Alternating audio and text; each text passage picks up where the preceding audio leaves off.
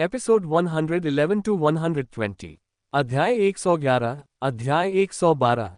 Chain you के मुहावरों का स्तर।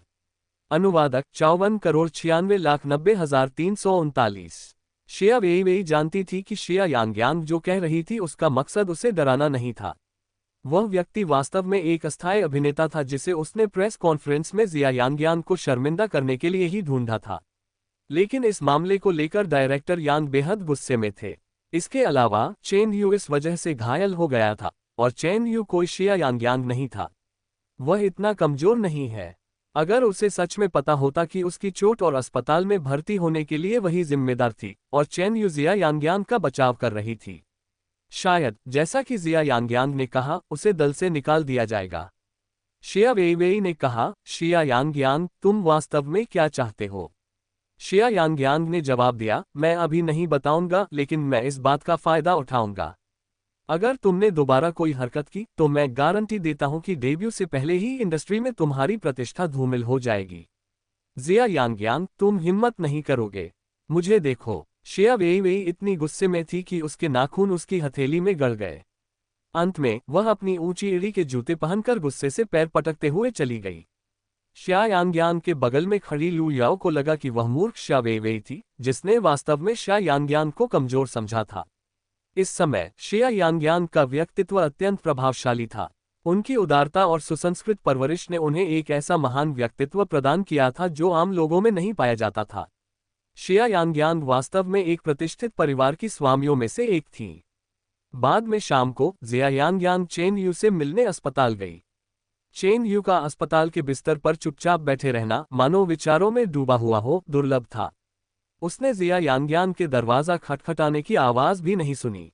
जब वह अंदर आई तो चेन यू ने उसकी ओर मुड़कर देखा, जिससे उसकी उपस्थिति के प्रति नापसंदगी का भाव प्रकट हुआ। तुम यहाँ क्या कर रही हो? शिया यांगयांग ने पूछा। चेन यू, क्या तुम मुझसे नाराज हो? प्रेस कॉन्फ्रेंस की शुरुआत से ही उसने गौर किया कि चेन यू ने उससे एक शब्द भी नहीं बोला था। चेन यू ने पलटवार करते हुए कहा, बेशक मैं गुस्से में हूं। क्यों? क्या मैंने आपको नाराज किया? आपकी शादी हो चुकी है, यह एक बात है, लेकिन आपने सभी लोगों में से गू किचेन को ही क्यों चुना? अगर कोई और होता तो वह आत्मविश्वास से उसे बीच में ही रोक देता, लेकिन अगर यह गू किचेन है। शिया यांगयांग को यह बात हास्यास्पद लगी। वह जानती थी कि चेन यू गुस्से में है, लेकिन उसने यह उम्मीद नहीं की थी कि इसका कारण ये होगा। लेकिन अब उसकी शादी हो चुकी थी। उसकी शादी किससे हुई थी, इससे उसका क्या लेना देना था? शिया यांगयांग ने चेन यू के पास जाकर गंभीरता से पूछा, चेन यू, क्या तुम्हें गू किचेन से कोई दुश्मनी है? और इसी वजह से तुम मुझे भी दोषी ठहरा रहे हो? लेकिन वो अपनी मर्जी का मालिक है, और मैं भी। तुम अपनी भावनाओं को हावी नहीं होने दे सकते। मूर्ख। चेन यू ने उसे समझाने की जहमत तक नहीं उठाए और उससे मुंह मोड़ लिया, मानो वह उससे बिल्कुल भी निपटना नहीं चाहता था। शिया यांगयांग ने आगे कहा, खैर, सम्मेलन में हस्तक्षेप करने के लिए मैं आपका धन्यवाद करना चाहती हूँ। अन्यथा मैं इस समय अस्पताल के बिस्तर पर लेटी होती। चेन यू चुप रही। शिया यांगयांग को थोड़ी असहजता महसूस हुई और उसने अपने कपड़ों के किनारे को रगड़ा। तो आप आराम से सोइए, मैं आपको परेशान नहीं करूंगी। जैसे ही उसने अपनी बात समाप्त की और जाने के लिए मुड़ी। शिया यांगयांग, क्या यही तुम्हारी कृतज्ञता का एकमात्र उदाहरण है? चेन यू अचानक बोल पड़ी। शिया यांगयांग चौंक गई। तुम क्या चाहते हो? चेन यू ने उत्तर दिया, कल मैं लेक बे हॉट में छुट्टियां मनाने की योजना बना रहा हूं, स्प्रिंग्स रिजॉर्ट में, और आप मेरे साथ चलेंगे। शिया यांगयांग हैरान रह गई। मुझे आपके साथ क्यों जाना होगा? शिया यांगयांग, याद रखना, मैं तुम्हें बचाते हुए घायल हुआ था। अगर तुम मेरे सामान और बैग उठाने में, मेरे खाने पीने और रोजमर्रा के कामों में मेरी मदद करो जब तक मैं ठीक नहीं हो जाता, तो क्या ये बहुत बड़ी बात है? शिया यांगयांग समझ गया। उसे बस एक निजी सेवक चाहिए था। शिया यांगयांग ने जवाब दिया, तो फिर आप अपनी एजेंट सिस्टर शान को अपने साथ या अपने सहायक शियाओ यांग को क्यों नहीं भेज देते? बहन शान व्यस्त हैं और शियाओ यांग अनाड़ी है। इसके अलावा अगर वे मेरे साथ आते हैं तो ये छुट्टी नहीं होगी, है ना? ये कहकर चेन यू ने ऊंची आवाज में कहा, शिया यांगयांग, तुम ऐसा नहीं करोगी, है ना? मैंने अपनी जान जोखिम में डालकर तुम्हारी जान बचाई और तुम बदले में इतना भी नहीं कर सकती। अगर मुझे पता होता कि तुम मेरी इस भलाई का बदला कृतज्ञता से चुकाओगी। ठीक है, मैं तुम्हारे साथ चलूंगा। ठीक है। चेन यू के अपनी बात पूरी करने से पहले ही जिया यांग्यांग ने सहमति दे दी। चेन यू की वाक्पटुता का स्तर चौंका देने वाला था। उन्होंने तो कृपा का बदला कृतज्ञता से चुकाओ वाली कहावत तक कह दी थी। अब आगे वे और क्या कहेंगे। चेन यू ने भौहें उठाई, मानो उसका मूड बेहतर हो गया हो। तो जाओ और अपना सामान पैक कर लो, हम कल सुबह जल्दी निकलेंगे। अध्याय 112। अध्याय 113। उसके सामने उसका कोई प्रतिरोध नहीं है। अनुवादक 54,96,90,339। अस्पताल से निकलने के बाद जिया यांग्यांग को इतनी जल्दी सहमत होने पर थोड़ा पछतावा हुआ। आखिरकार विचार करने के लिए बहुत कुछ था। मुख्य रूप से चेन यू एक हाई प्रोफाइल हस्ती थी जिनके आसपास अनगिनत पेपराजी मंडराते रहते थे। उनके रिश्ते को लेकर अफवाहें अभी शांत नहीं हुई थीं, कैमरे में कैद होने से उनकी अटकलों की पुष्टि ही होगी। लेकिन चूंकि वह पहले ही सहमत हो चुकी थी, इसलिए पीछे हटना बहुत देर हो चुकी थी। शिया यांग्यांग का अधिकांश सामान उसके छात्रावास में था, लेकिन उसका पहचान पत्र हमेशा गू किचेन के घर पर उसके बेडरूम की दराज में रहता था, इसलिए वापस जाना आवश्यक था। मेपल विला एक फिल्म की शूटिंग का सेट बन गया था, लेकिन गू किचेन द्वारा उपलब्ध कराया गया स्थान काफी सीमित था। अब चूंकि शूटिंग स्थगित हो गई है, इसलिए संभवतः वहां कोई नहीं होगा। शिया यांग्यांग ने अनुमान लगाया कि गू किचेन अभी भी काम पर है, इसलिए घर में प्रवेश करते ही वह सीधे बेडरूम में चली गई। जैसे ही उसने बेडरूम का दरवाजा खोला, जिया यांग्यांग को ये देखकर आश्चर्य हुआ कि गू किचेन भी अपना सामान पैक कर रहा था। उसका सूटकेस लगभग पैक हो चुका था। शिया यांग्यांग को दरवाजे पर खड़ा देखकर गू किचेन थोड़ा हैरान रह गया। आखिरकार तुमने वापस आने का फैसला कर ही लिया। शिया यांग्यांग ने संक्षिप्त लहजे में प्रवेश किया और बिस्तर पर बैठ गई। क्या आप फिर से व्यापारिक यात्रा पर जा रहे हैं? उसे इस बात की आदत हो गई थी कि गू किचेन जब भी लौटता था तो अपना सूटकेस पैक कर लेता था। आखिरकार वह एक सदा व्यस्त रहने वाला कर्मठ व्यक्ति था। गू किचेन की प्रतिक्रिया एक उदासीन सी हल्की सी आवाज थी। आप कब छोड़ रहे हैं? आज रात 9 बजे की फ्लाइट है। शिया यांग्यांग चुप रही। फिर गू किचेन ने पूछा, क्या आपने रात का खाना खा लिया है? शिया यांग्यांग ने अपना सिर हिलाया। गू किचेन खड़ी हो गई। मैं तुम्हारे लिए नूडल्स बना देती हूँ। फ्रिज में सारी सामग्री मौजूद है। अगर उसने अस्पताल में गू किचेन और शेन मानबिन के बीच हुई बातचीत को पहले न सुना होता। शिया यांग्यांग उन्हें आदर्श पुरुष मानती होंगी। उनकी फ्लाइट 9 बजे थी, लेकिन 7:30 बजे भी वह रसोई में उसके लिए नूडल्स बना रहा था। शिया यांग्यांग रसोई के बाहर खड़ी होकर अंदर मौजूद व्यक्ति को ध्यान से देख रही थी। सफेद कमीज पहने हुए गू किचेन शायद सफेद कमीज पहने सभी पुरुषों में सबसे अच्छे दिख रहे थे। रसोई की किसी भी गंध से उन पर कोई असर नहीं पड़ रहा था। ये देखने में बिल्कुल भी रसोईघर जैसा नहीं लग रहा था, बल्कि ऐसा लग रहा था जैसे कोई कलाकार अपनी उत्कृष्ट कृति का निर्माण कर रहा हो। जिया यांग्यांग को गू किचेन को गले लगाने की तीव्र इच्छा महसूस हुई, लेकिन अंत में उसने खुद को संयमित कर लिया। कुछ ही देर में गू किचेन रसोई से बाहर आ गई। उसके हाथों में भाप से भरे समुद्री भोजन के नूडल्स का एक कटोरा था। कटोरा नीचे रखने के बाद गू किचेन ने अपनी घड़ी पर एक नज़र डाली और कहा, मुझे माफ करना यांग्यांग, मुझे जाना होगा। शिया यांग्यांग जानती थी कि उसे अपनी फ्लाइट पकड़ने की जल्दी थी। उसके लिए नूडल्स पकाने का समय निकालना पहले से ही काफी मुश्किल था। शिया यांग्यांग ने उत्तर दिया, तो आपको जल्दी करनी चाहिए। रास्ते में सावधान रहना। उसे आश्चर्य हुआ कि दूर हटने के बजाय गू किचेन आगे झुका और अपना चेहरा शिया यांग्यांग के होठों के पास ले आया। प्यारी पत्नी, मुझे एक चुंबन दो। गू किचेन की आवाज मधुर और बेहद मोहक थी। मानो मोहित होकर जिया यांग्यांग ने आज्ञाकारी भाव से गू किचेन के गाल पर चुंबन किया। जैसे ही उसके होंठ उसके गाल से अलग हुए, गू किचेन ने उसकी थोड़ी पकड़ ली। उस भावुक और देर तक चलने वाले फ्रेंच किस ने शिया यांग्यांग को खोया हुआ और स्तब्ध महसूस कराया। ऐसा लगा मानो एक अनंत काल बीत गया हो, और अंत में गू किचेन ने अनिच्छा से उसे छोड़ दिया। लाल गालों और नम आंखों वाली शिया यांग्यांग को देखकर उसे वह इतनी प्यारी लगी कि वह उसे और ज्यादा चिढ़ाने के लिए बेताब हो गया। लेकिन समय उनके पक्ष में नहीं था। उसके कान के पास झुककर गू किचेन ने फुसफुसाते हुए कहा, बेबी, मेरे वापस आने का इंतजार करना। उसके माथे पर चुंबन का निशान छोड़कर वह चला गया। शिया यांग्यांग के गाल लाल हो गए। उसकी चेतना धीरे धीरे स्पष्ट होने लगी। वह गू किचेन के सामने इतनी शक्तिहीन कैसे हो गई थी।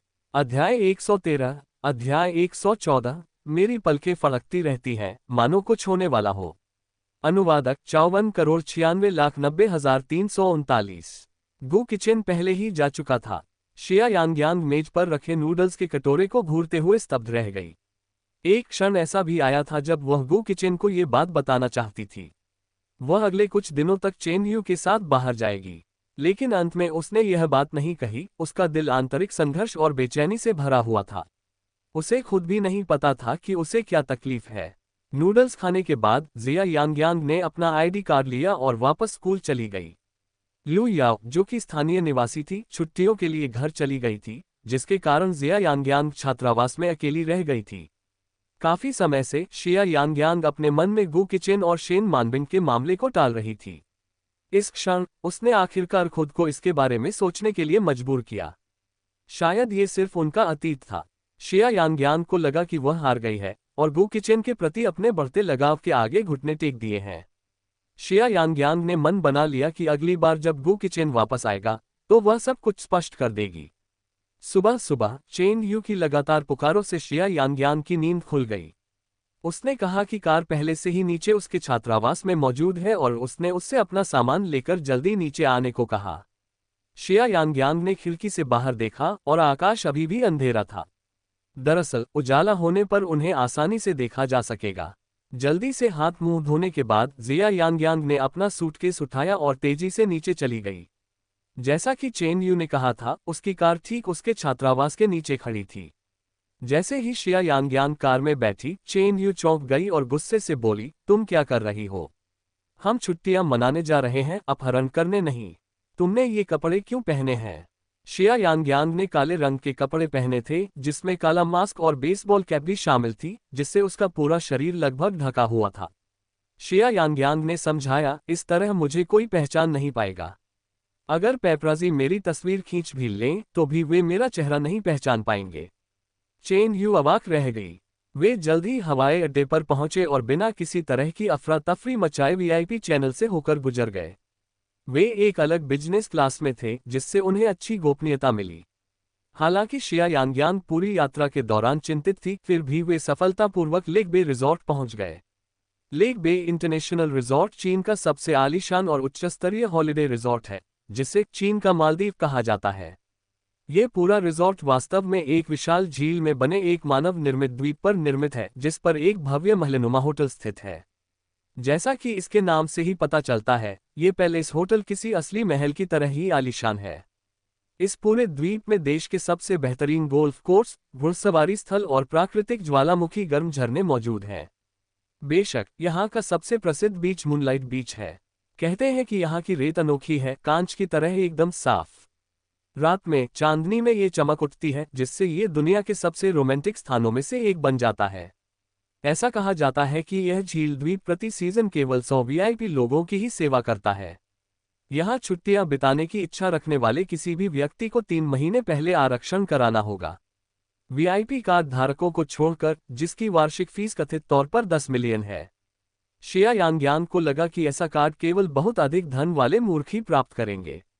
स्पष्टतः चेन यू इसी श्रेणी में आता है। मेहमानों की सीमित संख्या और मीडिया की पहुंच पर प्रतिबंध के कारण द्वीप पर कदम रखने से पहले प्रत्येक मेहमान की पहचान की जांच की जाएगी, जिससे यह मशहूर हस्तियों के लिए एक सुरक्षित स्थान बन जाएगा। ऐसा कहा जाता है कि चीन के सबसे बड़े सितारे यहां छुट्टियां बिताना पसंद करते हैं। चेन यू ने जिस स्वीट को बुक किया था वह एक प्रेसिडेंशियल स्वीट था। केवल बेडरूम ही 10 से अधिक थे, जो 3 स्तरों पर फैले हुए थे, जिनमें निजी स्विमिंग पूल और जिम भी शामिल थे। यहाँ का नज़ारा स्वर्ग के समान सुंदर है। लेकिन जिस क्षण से जिया यांगयांग ने द्वीप पर कदम रखा, उसकी पलकें फड़कने लगी, मानो कुछ होने ही वाला हो। अध्याय 114, अध्याय 115, सबसे बड़ा रहस्य। मनोरंजन उद्योग। अनुवादक 54,96,90,339। थोड़ी देर आराम करने के बाद हम दोपहर का भोजन करने गए। आप यहाँ से ऑर्डर कर सकते हैं और वेटर से अपना लंच अपने कमरे में मंगवा सकते हैं। आप रेस्टोरेंट भी जा सकते हैं। यहाँ का रेस्तरां भी अनोखा था, जो सीधे झील के किनारे बना हुआ था। फर्श पूरी तरह से पारदर्शी कांच का था, जिससे चलने पर ऐसा लगता था मानो कोई पानी पर तैर रहा हो। अगर आपकी किस्मत अच्छी रही तो आप कांच के फर्श के नीचे मछलियों को तैरते हुए भी देख सकते थे। शिया यांगयांग और चेन यू ने उस रेस्तरां में खाना खाने का फैसला किया, क्योंकि कहा जाता था कि वहां का खाना असाधारण रूप से स्वादिष्ट होता है। रेस्टोरेंट में काफी भीड़ थी। इसके संरक्षक विश्व भर के कुछ सबसे प्रतिष्ठित अभिजात वर्ग के लोग थे। चेन यू ने उसकी अत्यधिक जिज्ञासा को देखा और वे दोनों खाना खाते हुए गपशप करने लगीं। देखो काली पोशाक वाली उस महिला को, ये काउंटेस अलेक्जेंडर है। ये हाल ही में चीन घूमने आए हैं क्योंकि इनका एक युवा चीनी युवक से प्रेम संबंध है। और वहाँ, क्या तुम एशिया के सबसे अमीर आदमी शी जियाचेन के सबसे बड़े बेटे के बगल में खड़ी उस महिला को पहचानती हो? ये बाई जिंगजिंग हैं, जो आजकल काफी मशहूर अभिनेत्री हैं। वो सिर्फ 17 साल की हैं, लेकिन अफवाह है कि वो गर्भवती हैं। अचानक जिया यांग्यांग ने अपना सिर उठाया और पूछा, ऐसी अफवाहें हैं कि आपका और एशिया के सबसे अमीर आदमी के दूसरे बेटे शी यानकाई का आपस में संबंध है। क्या ये सच है? चेन यू ने उसकी ओर आंखें घुमाते हुए कहा, मैं एक लड़का हूं और मुझे लड़कियां पसंद हैं। लेकिन मैं इतना आकर्षक हूं कि पुरुष और महिलाएं दोनों ही मेरी ओर आकर्षित होते हैं। यह उसकी अच्छी पसंद है कि वह मेरी प्रशंसा करता है। जिया यांग्यांग। दोनों गपशप करते रहे और वो मशहूर अभिनेत्री शेन मानबिंग।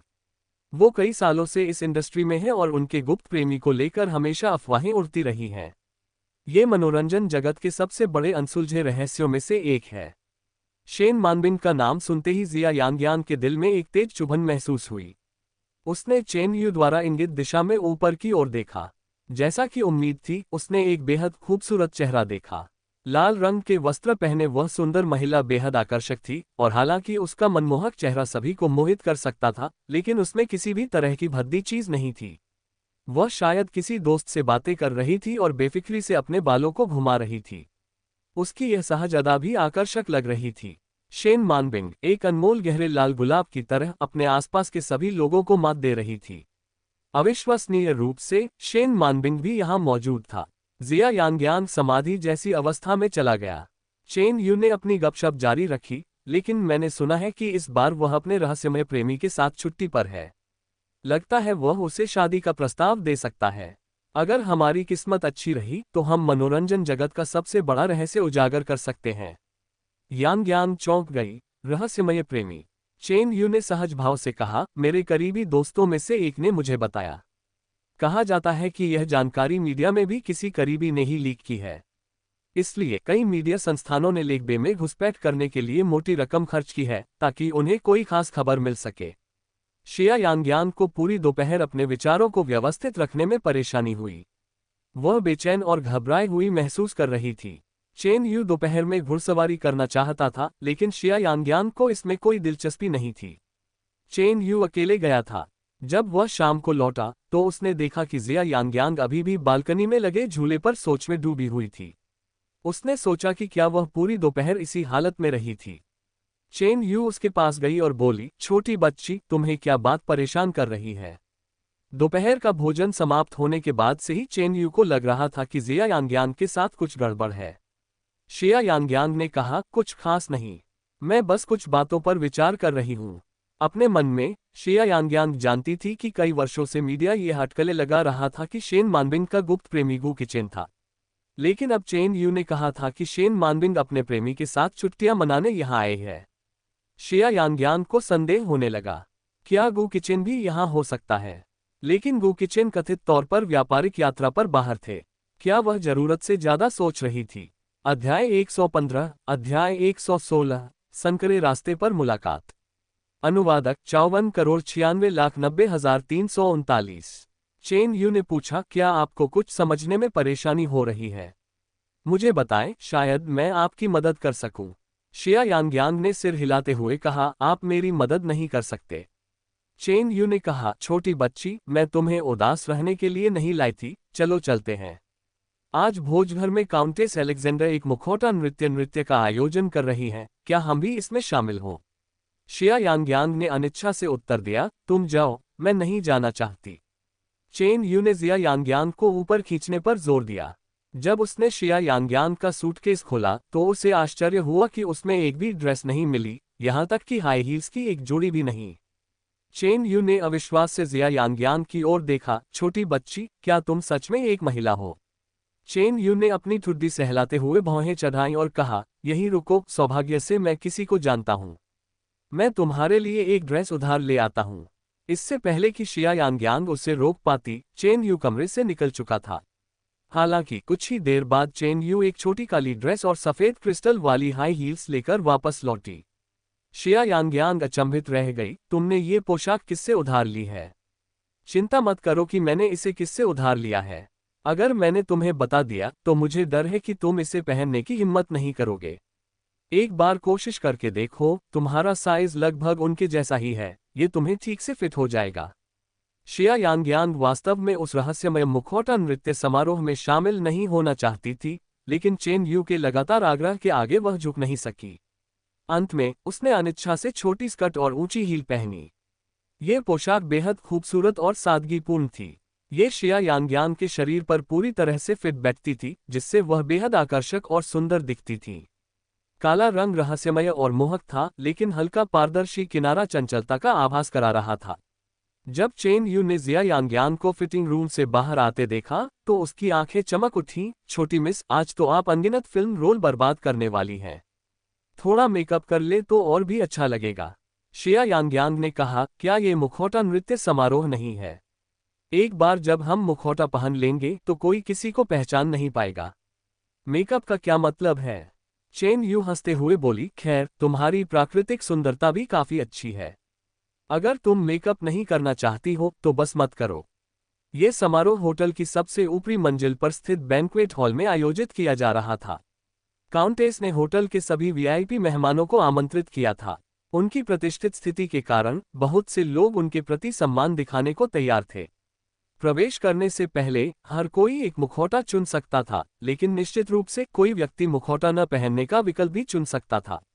शिया यांगयांग ने काले रंग का एक फुल फेस मास्क चुना, जिसने उसके चेहरे को पूरी तरह से ढक लिया। चेन यू ने लापरवाही से एक राजकुमार का मुखौटा उठा लिया। शिया यांगयांग अंदर पहुंचते ही अपना मुखौटा पहन लिया। हालांकि वह महज एक मोहरा थी, लेकिन उसके बगल में खड़ा आदमी निश्चित रूप से मोहरा नहीं था। चेन यू ने पहले ही जिक्र किया था कि कई पत्रकार चुपके से लेक बे में घुस गए थे। शिया यांगयांग को लगा कि सावधानी बरतना बेहतर होगा। भोज भर खूबसूरत महिलाओं और पुरुषों से भरा हुआ था, सभी हंसमुख बातचीत में मशगूल थे। चारों ओर चमकीले कांच के बर्तनों से बने शैंपेन के टावर दिखाई दे रहे थे। हवा में फलों की मीठी शराब की सुगंध फैली हुई थी। मेहमान छोटे छोटे समूहों में इकट्ठा हुए, सबके हाथों में शराब के गिलास थे और वे आपस में बातें कर रहे थे। दूर से जिया यांगयांग ने शेन मानबिंग को देखा। शेन मानबिंग ने हीरे जड़े एक लंबी सफेद पोशाक पहनी हुई थी। उनके लंबे और लहराते बाल, सलीके से किया गया मेकअप, उन्हें देखकर ऐसा लग रहा था मानो वे किसी परीक्षा की हिमरानी हो। उसने भी चेन यू की तरह मास्क नहीं पहना था, बस उसे अपने हाथ में पकड़े हुए थी। और उसके बगल में खड़ा वह आदमी उससे बात कर रहा था। ये गू किचेन था। शिया यांगयांग की पलकें दिन भर फड़कती रहीं, जिससे वह काफी परेशान थी। लेकिन जब उसने गू किचेन का चेहरा देखा तो उसकी पलकें फड़कना अचानक बंद हो गईं। ऐसा लगा मानो कोई भारी चीज उसके दिल में गहराई तक धंस गई हो, जो उसे बोझिल कर रही हो। गू किचेन ने कहा कि उन्हें व्यापारिक यात्रा पर जाना है, लेकिन पता चला कि वे शेन मानबिंग के साथ छुट्टियां मनाने आए थे। अध्याय 116। अध्याय 117। ये चेन यू बस बहुत ही अभिमानी। अनुवादक 54,96,90,339। चेन यू ने देखा कि जिया यांगयांग अचानक अपनी जगह पर रुक गई। उसने अपना सिर घुमाकर पूछा, क्या हुआ? शिया यांगयांग ने मास्क पहन रखा था, जिससे उसके चेहरे के भाव छिपे हुए थे, लेकिन उसकी आंखों में सदमा और अविश्वास साफ झलक रहा था। असमंजस में पड़ी चेन यू ने जिया यांगयांग की निगाहों का पीछा किया और तुरंत ही चौंक गई। शेन मानबिंग के बगल में खड़ा आदमी, क्या वह गू किचेन नहीं है? इन वर्षों में शेन मानबिंग ने कई पुरुष साथियों के साथ अनगिनत कार्यक्रमों में भाग लिया है, जिनमें धनी उत्तराधिकारी और प्रसिद्ध सार्वजनिक हस्तियां शामिल हैं। अगर यह अतीत की बात होती तो चेन यू को यह अजीब नहीं लगता, लेकिन हाल ही में यह खुलासा हुआ कि शेन मानबिंग अपने आधिकारिक बॉयफ्रेंड के साथ छुट्टियां मना रही थी। तो इससे यह अनुमान लगाया जा सकता है कि आज रात उसके साथी की कोई विशेष पहचान होगी। लेकिन गू किचेन, क्या उसने और शिया यांगयांग ने पहले ही अपना विवाह लाइसेंस नहीं ले लिया था? और ठीक इसी क्षण शेन मानबिंग ने भी चेन यू को देखा और अपने साथी के साथ उनकी ओर चलने लगी। शिया यांगयांग उस आदमी को करीब आते हुए देखती रही। उसे ऐसा लग रहा था जैसे उसकी दुनिया धीरे धीरे बिखर रही हो। उसके चेहरे को देखकर शिया यांगयांग को केवल पिछली रात गू किचेन की रसोई में उसके लिए भागदौड़ करते हुए की छवि ही याद आ गई। जीवन वाकई विडंबनापूर्ण है। महज 24 घंटों के भीतर वे फिर से इसी तरह मिले। मैं सोच रही थी कि आपने अभी अभी मुझसे ड्रेस उधार लेने में इतनी जल्दी क्यों की। पता चला कि यह ड्रेस इस महिला के लिए है। श्रीमान चेन, क्या आप उनसे परिचय नहीं करवाएंगे? शिया यांगयान थोड़ी हैरान थी, उसे नहीं पता था कि शेन मानबिंग और चेन यू एक दूसरे को जानते हैं। खैर, यह अजीब नहीं था, वे दोनों अपने अपने समूह में महत्वपूर्ण व्यक्ति थे। चेन यू ने तुरंत ही खुद को संभाल लिया। बड़े समारोहों में हमेशा सहज महसूस करने वाले उस व्यक्ति ने एक आकर्षक मुस्कान बिखेरी और कहा, बहन बिंगबिंग के साथ किसी भी कार्यक्रम में शायद ही कभी मेरा ही ध्यान केंद्रित होता है। लेकिन बिंगबिंग, क्या आप अपने बगल में बैठे सज्जन का परिचय नहीं कराएंगी? शेन मानबिंग हंस पड़ी और गू किचेन का हाथ थामते हुए आत्मविश्वास से उनका परिचय कराया। मैं श्री गू किचेन हूँ, शेनेग्युआन ग्रुप का अध्यक्ष। मुझे लगता है आप इन्हें जानते होंगे। गू किचेन, उन्हें कौन नहीं जानता था। चेन यू ने मुस्कुराते हुए गू किचेन से कहा, श्रीमान गू, फिर से मिलना कितना बड़ा संयोग है। पिछली बार हम 3 दिन पहले अस्पताल में मिले थे। पिछली बार गू किचेन और शिया यांगयांग अस्पताल के वार्ड में कुछ मजेदार पल बिता रहे थे, जिन्हें चेन यू ने बीच में ही रोक दिया था। चेन यू उसे इस बात की याद दिलाना चाहती थी, लेकिन गू किचेन बिल्कुल भी दोषी नहीं लग रहा था।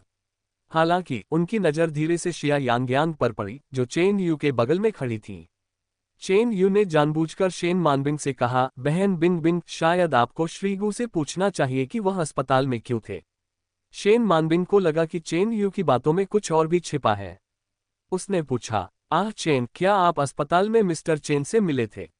गू किचेन ने कोई जवाब नहीं दिया, बल्कि चेन यू से कहा, श्री चेन दूसरों के मामलों में कुछ ज्यादा ही दिलचस्पी लेते दिखते हैं। चेन यू के चेहरे पर मुस्कान थी और उसने इसे छिपाने की कोशिश भी नहीं की। मुझे श्री गू में कोई खास दिलचस्पी नहीं है, लेकिन मुझे उनके आसपास के लोगों में जरूर दिलचस्पी है। गू किचेन के चेहरे के भाव में थोड़ा बदलाव आया। ये चेन यू अपनी हदें पार कर रहा था। शिया यांगयांग को इस बात की विशेष रूप से खुशी थी कि उसने पूरी तरह से बंद मास्क चुना था। अन्यथा उसे वास्तव में नहीं पता था कि इस स्थिति का सामना कैसे किया जाए। गू किचेन और शेन मानबिंग यहाँ छुट्टियां मनाने आए थे, वह और चेन यू यहाँ आराम करने आए थे। लेकिन उसे आने की खुशी थी। कम से कम उसे अपनी आंखों से वह जवाब देखने को तो मिला जो वह चाहती थी। शिया यांगयांग को अचानक कुछ याद आया। गू किचेन अक्सर व्यापारिक यात्राओं पर न्यूयॉर्क जाते थे, और उस दौरान शेन मानबिंग वहां शूटिंग कर रही थी। शिया यांगयांग के दिल में जैसे छुरा घोंपा जा रहा हो, वैसे ही दर्द हुआ। उसने चेन यू की आस्तीन खींची और उसे जाने का इशारा किया। चेन यू समझ गई और बोली, बहन बिंगबिंग, आप अपनी शाम का आनंद लीजिए, हम अभी कुछ खाने जा रहे हैं, हमें बहुत भूख लगी है। शेन मानबिंग हंसते हुए बोली, ठीक है, ठंडे व्यंजनों वाले सेक्शन में बादाम वाला टोफू अच्छा है।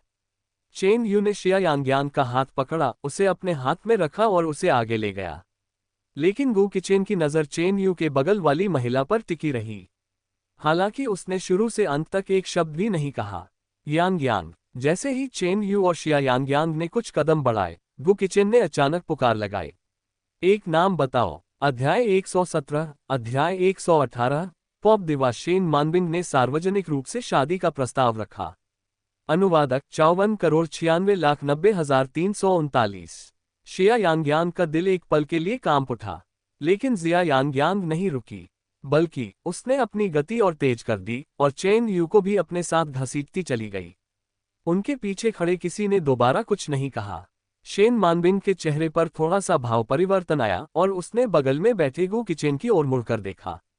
तुम किसे फोन कर रहे थे? गू किचेन ने उदासीनता से जवाब दिया, शायद मैंने उसे किसी और के लिए गलत समझ लिया था। शिया यांगयांग और चेन यू एक बगल के दरवाजे से सीधे छत पर चले गए। वह जगह शांत थी, मानो वह शोर शराबे और हलचल से पूरी तरह अलग हो गई हो। शिया यांगयांग का दिल जोर से धड़क रहा था और उसे ऐसा लग रहा था जैसे उसके शरीर से सारी ताकत निकल गई हो।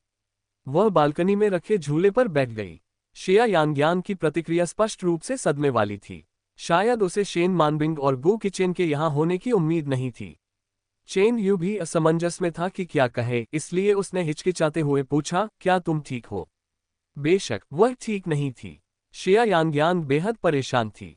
उसके संदेह सही साबित हुए और हालात उतने ही बुरे निकले जितना उसने सोचा था। शिया यांगयांग ने कहा, चेन यू, मैं कुछ देर अकेले रहना चाहती हूँ। चेन यू ने कहा, यह संभव नहीं है, अगर आप अकेले होंगे तो मुझे अच्छा नहीं लगेगा।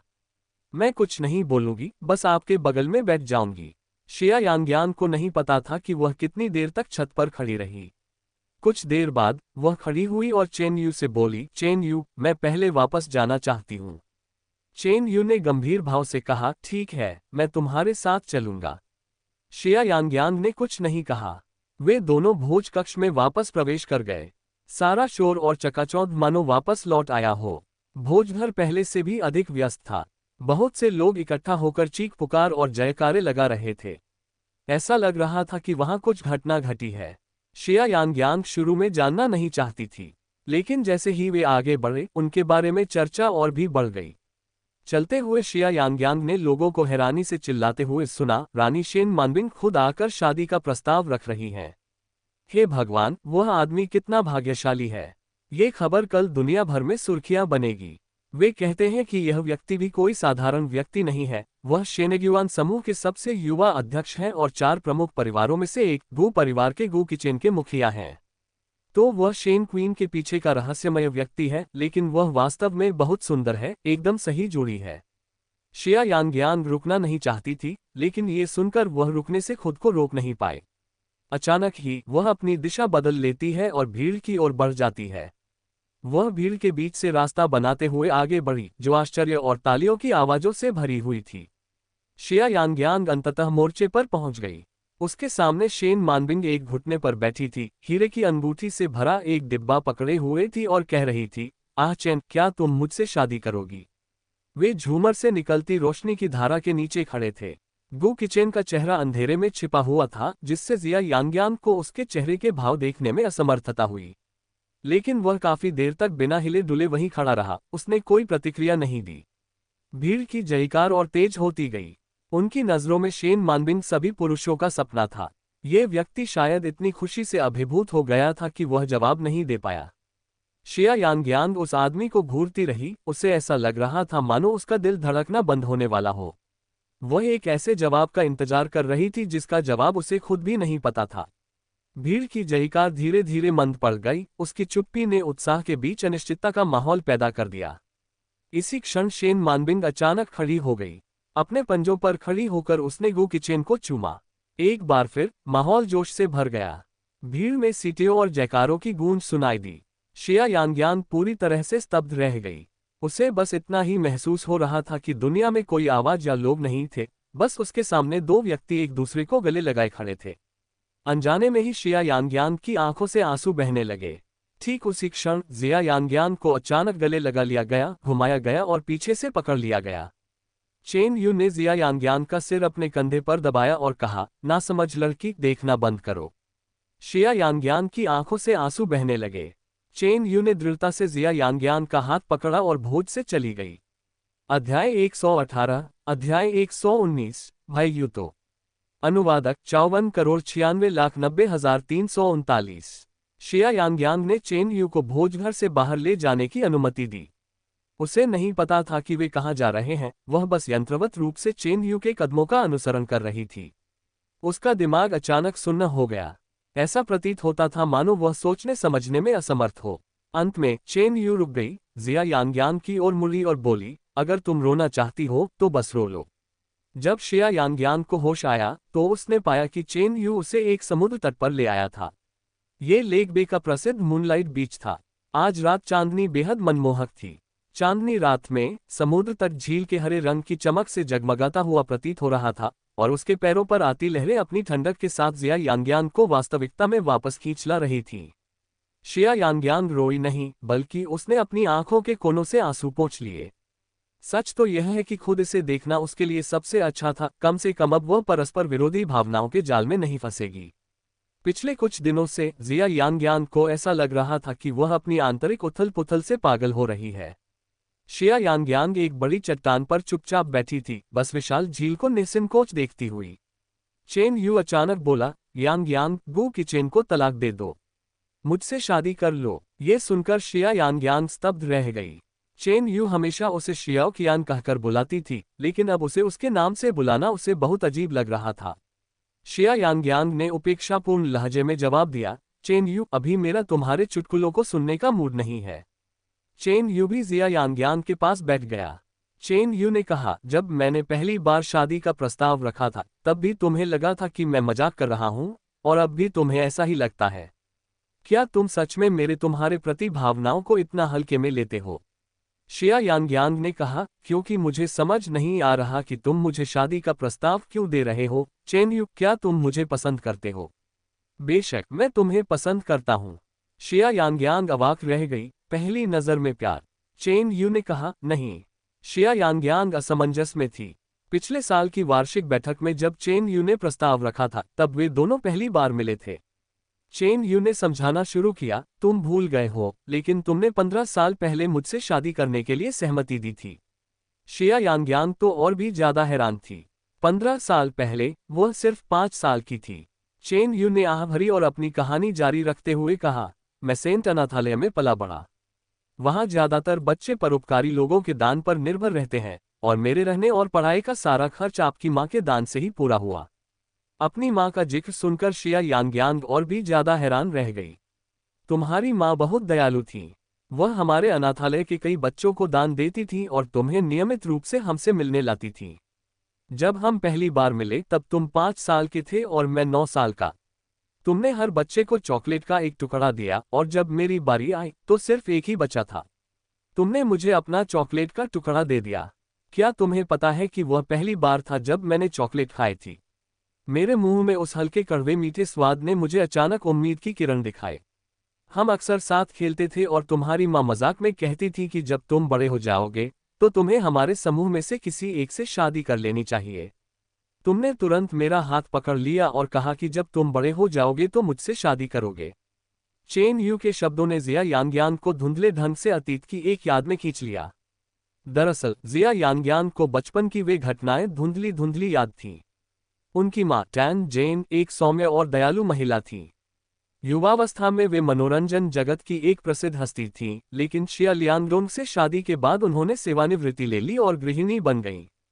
शिया लियांगडोंग एक मनोरंजन कंपनी चलाते थे, जबकि वे स्वयं को परोपकार के कार्यों में समर्पित करती थीं।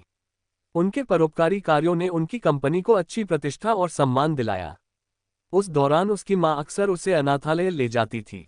उस समय शिया यांग्यांग को एक लड़के से बहुत लगाव था और वह हमेशा उसे भाई यू तो कहकर पुकारती थी। शिया यांग्यांग ने अध्याय 119, अध्याय 120, डिच रू किचन। अनुवादक 54,96,90,339। चेन यू मुस्कुराए और बोली, आखिरकार तुम्हें याद आ ही गया। फिर भी जिया यांग्यांग अविश्वास भरी नजरों से देखने लगा, लेकिन उनकी यादों में भाई यू तो बिल्कुल भी चेन यू जैसे नहीं दिखते थे। उस समय सेंट अनाथालय में कई बच्चे शिया यांग्यांग के आसपास घूमना पसंद करते थे। फिर भी जब भी वे खेल खेलते थे, एक बच्चा कोने में अकेला बैठा रहता था, न तो भाग लेता था और न ही बात करता था। अन्य बच्चों ने कहा कि यह बच्चा ऑटिस्टिक है। बचपन में शिया यांग्यांग को ऑटिज्म समझ में नहीं आता था और वह उसे खेलने के लिए परेशान करना पसंद करती थी। उस समय चेन यू के बाल छोटे थे, जो एक छोटे यूतो जैसे दिखते थे, इसलिए शिया यांग्यांग उन्हें भाई यूतो कहकर पुकारते थे। जब उसकी माँ बीमार पड़ गई तो जिया यांग्यांग उसके साथ अनाथालय में कम बार जाने लगी। समय बीतने के साथ साथ वह अनाथालय के अन्य बच्चों के बारे में धीरे धीरे भूल गई। हालांकि उसे अभी भी भाई यूतो याद था, वह कम बोलने वाला और गोरे रंग का बच्चा। शिया यांग्यांग ने कभी कल्पना भी नहीं की थी कि भाई यूतो चेन यू हो सकते हैं। उनके व्यक्तित्व में जरा भी अंतर नहीं था। चेन यू एक बातूनी और मशहूर हस्तियों का चहेता था। भला वह उसकी यादों में बसे शांत स्वभाव के भाई यू तो कैसे हो सकता था? शिया यांग्यांग की अविश्वास भरी निगाहों को देखकर चेन यू ने कहा, क्या तुम्हें दिखाई नहीं दे रहा? मेरे प्रशंसक मुझे यू तो कहते हैं। पूरी दुनिया जानती है कि मेरा पसंदीदा खाना चॉकलेट है। अपनी लोकप्रियता के चरम पर मैंने अपनी पिछली एजेंसी को छोड़कर स्टारलाइट के साथ करार किया। ये सब तुम्हारी वजह से हुआ। शिया यांग्यांग अभी भी सदमे में थी, उसे उस पर विश्वास करने में मुश्किल हो रही थी। चेन यू ने हाथ बढ़ाकर जिया यांग्यांग के बालों को सहलाते हुए कहा, कोई बात नहीं, मैं इंतजार कर सकती हूँ। आज रात बहुत सारी घटनाएं घटित हुईं जिससे जिया यांग्यांग बहुत भ्रमित महसूस कर रही थी। अत्यधिक तनाव के कारण वह तुरंत सो गई और अगली दोपहर ही उठी। शिया यांग्यांग ने समय देखने के लिए अपना फोन उठाया और देखा कि गो किचन के 3 मिस्ड कॉल आए हुए थे। उसकी धड़कन एक पल के लिए रुक गई। भोज के तुरंत बाद फोन आए। गु किचेन ने उसे क्यों बुलाया? शिया यांग्यांग के मन में सबसे पहला विचार यही आया कि गु किचेन उसे तलाक देने का इरादा रखता है। अब जाकर शिया यांग्यांग को एहसास हुआ कि उनकी संक्षिप्त शादी गु किचेन द्वारा शेन मानबिंग पर दबाव डालने का एक जरिया मात्र थी ताकि वह उनके रिश्ते का खुलासा कर दे। अब जब दोनों में सुलह हो गई थी तो शिया यांग्यांग बलि का बकरा बनकर संभवतः अगला निशाना बनने वाली थी। शिया यांग्यांग ने काफी देर तक अपने फोन को घूरा, फिर आखिरकार हिम्मत जुटाकर खड़ी हो गई। अगर उसे तलाक लेना ही पड़े तो भी यह मुद्दा उसी को उठाना चाहिए और दोबारा मूर्ख बनने और इस्तेमाल होने से इनकार करना चाहिए। उसे लगा कि वह काफी समय से भाग रही है और जो कुछ होना तय था वह अंततः हो ही जाएगा। शिया यांग्यांग उठी, नहाया, ताजगी भरे कपड़े पहने और सावधानीपूर्वक खुद को तैयार किया। आईने के सामने खड़ी होकर वह बेहद खूबसूरत लग रही थी। वह गु किचेन का सामना करने जा रही थी। जब वह कमरे से बाहर निकली तो उसने देखा कि चेन यू लिविंग रूम में टीवी देख रही थी। टीवी पर गु किचेन और शेन मानबिंग के बीच शादी के प्रस्ताव की सनसनीखेज अफवाहों का प्रसारण हो रहा था। मनोरंजन कार्यक्रम के होस्ट ने बताया, हैरान करने वाली खबर, पॉप गायिका शेन मानबिंग के रहस्यमय बॉयफ्रेंड शेनेग्युआन ग्रुप के सीईओ गु किचेन निकले। अंदरूनी सूत्रों के मुताबिक दोनों फिलहाल लेक बे में छुट्टियां मना रहे हैं। शेन मानबिंग ने गु किचेन को सरप्राइज देने के लिए उन्हें प्रपोज किया है। लगता है पॉप गायिका शेन मानबिंग की शादी नजदीक आ रही है। हम आपको इस खबर पर नजर रखेंगे।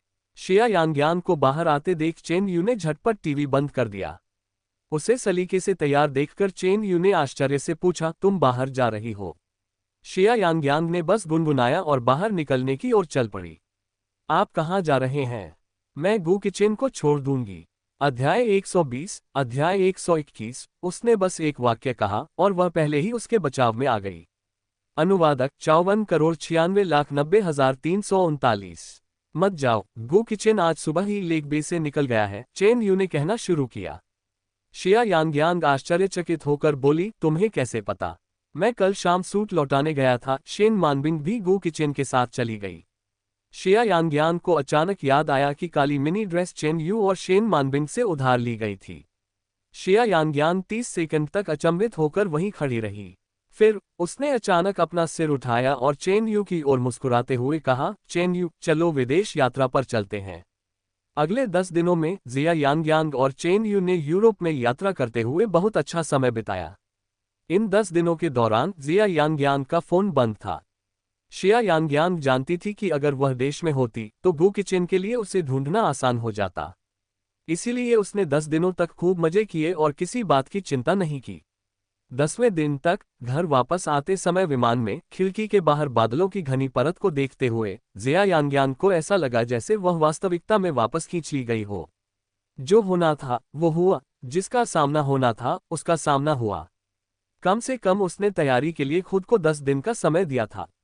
शिया यांग्यांग तैयार थी। शिया यांग्यांग ने धीरे धीरे अपनी बाहों में मौजूद फाइल फोल्डर को खोला। अंदर एक नया बनाया गया दस्तावेज था। कल ये संक्षिप्त हास्यास्पद सी दिखने वाली शादी चुपचाप समाप्त हो सकती है। जब शिया यांग्यांग और चेन यू फेंगडू अंतर्राष्ट्रीय हवाई अड्डे पर पहुंचे तब सुबह के शुरुआती घंटे थे। उस समय हवाई अड्डे पर ज्यादा लोग नहीं थे। हालांकि अपना चेक किया हुआ सामान लेने के तुरंत बाद शिया यांग्यांग ने थोड़ी दूरी पर एक लंबा व्यक्ति देखा। गु किचेन हवाई अड्डे के निकास द्वार पर खड़ा था और वह हमेशा की तरह अलग दिख रहा था। आज गु किचेन ने काली कमीज पहनी हुई थी और वह गंभीर और शांत दिख रहे थे। शिया यांग्यांग अचानक रुक गई। चेन यू ने भी शिया यांग्यांग को देखा, लेकिन उसने सीधे शिया यांग्यांग का हाथ पकड़ा और गु किचेन की ओर चल पड़ा। गु किचेन की नज़र चेन यू द्वारा पकड़े गए शिया यांग्यांग के हाथ पर पड़ी और उसकी निगाहें धीरे धीरे ठंडी होती गईं। अंततः गु किचेन के पास पहुंचकर चेन यू ने सबसे पहले चुप्पी तोड़ी। क्या संयोग है अध्यक्ष गु, क्या आप इतनी देर रात किसी और व्यावसायिक यात्रा पर हैं? गु किचेन ने ठंडे लहजे में जवाब दिया, यह कोई संयोग नहीं है, मैं तुम्हारा ही इंतजार कर रहा था। चेन यू ने आश्चर्य जताते हुए कहा, मुझे ऐसा क्यों लग रहा है कि आप हमारा इंतजार नहीं कर रहे हैं बल्कि हिसाब बराबर करने की फिराक में हैं। श्री चेन ने मेरी पत्नी का अपहरण कर लिया था और वह 10 दिनों से लापता है, इसलिए स्वाभाविक है कि मैं आपसे इसका बदला लेना चाहता हूं। शिया यांग्यांग ने बीच में ही टोकते हुए कहा, इसमें चेन यू की कोई गलती नहीं है, मैं उसे जबरदस्ती अपने साथ ले आई थी। अगर तुम हिसाब बराबर करना चाहते हो गु किचेन, तो मुझसे मिलो। सचमुच प्रशंसनीय। जैसे ही उसने एक वाक्य कहा, उसने अप्रत्याशित रूप से उसका बचाव किया। गु किचेन का चेहरा उतर गया और वह कुछ देर चुप रहा। शिया यांग्यांग, क्या तुम्हें पता है कि तुम क्या कर रही हो? मैं बिल्कुल स्पष्ट हूँ। शिया यांग्यांग भी खुद को कोई छूट नहीं दे रही थी। चूंकि गु किचेन यहाँ इंतजार कर रहा था, तो चलो इसे जल्दी निपटा लेते हैं।